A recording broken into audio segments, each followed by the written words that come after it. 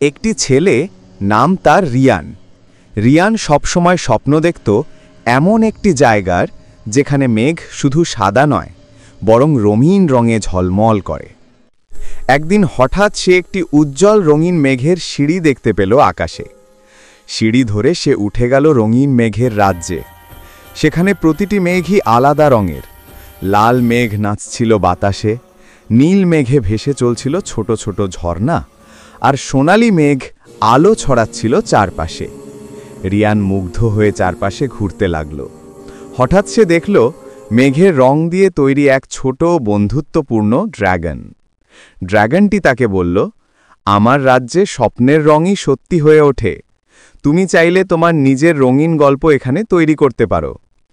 রিয়ান ড্রাগনের সঙ্গে উড়ে বেড়ালো, রঙিন ঝর্ণার নিচে নেমে রঙিন মেঘের ঘরে খেলল। প্রতিটি মুহূর্ত যেন এক নতুন কল্পনার জাদু। রাতের বেলা রিয়ান ফিরে এলো, কিন্তু তার চোখে এখনও রঙিন মেঘের আলো জ্বলজ্বল করছিল। সে বুঝল, কল্পনা এবং সাহস থাকলেই স্বপ্নের জগৎকে বাস্তব করা সম্ভব।